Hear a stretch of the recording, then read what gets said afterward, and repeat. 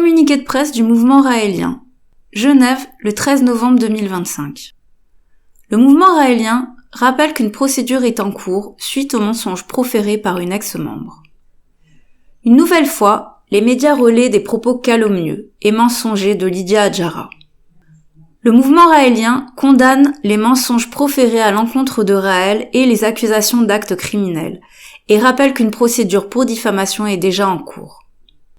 Faire passer le tribunal médiatique avant le procès à venir, telle est la stratégie adoptée pour la défense de cet ex-membre. Nous soulignons que les éléments seront traités judiciairement, y compris le parcours personnel et chaotique de cette personne. Toutes ces accusations sont particulièrement graves et sont encore un cran de plus dans la folie médiatique.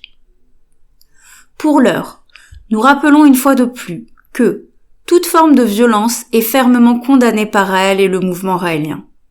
L'une des valeurs fondamentales de la philosophie raélienne est la non-violence absolue, et cela concerne toutes les formes de violence, physique, psychique et sexuelle. L'éducation à la sexualité est fondamentale et exclut par définition toute forme d'abus et d'atteinte à l'intégrité physique, psychique et sexuelle de l'enfant et de l'adolescent. La réduction en esclavage et l'exploitation des personnes réduites en esclavage est un crime d'atteinte à la personne, puni de 20 années de réclusion criminelle dans de nombreux pays dont la France. Il n'y a jamais eu et il n'y aura jamais d'esclavage sous quelque forme que ce soit dans le mouvement raélien ou par Raël.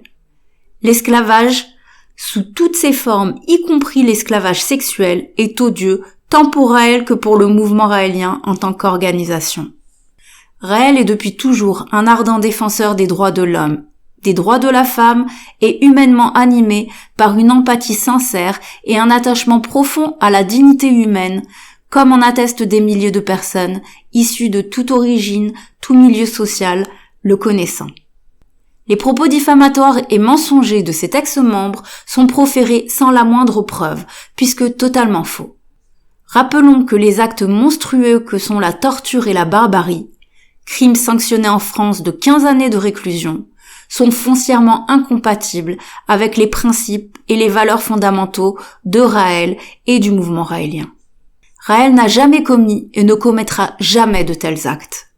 Ni enquête, ni condamnation pour de tels faits criminels n'a existé à ce jour. Le mouvement raélien et son fondateur Raël rappellent, comme ils le font depuis plus de 50 ans, que signaler immédiatement aux autorités policières et judiciaires les faits de violence dont sexuelle, dont une personne peut être victime ou témoin est primordial. Ne pas le faire en tant que témoin est de la non-assistance à personne en danger. Cet ex-membre n'en a rien fait, tout simplement parce que les propos sont faux.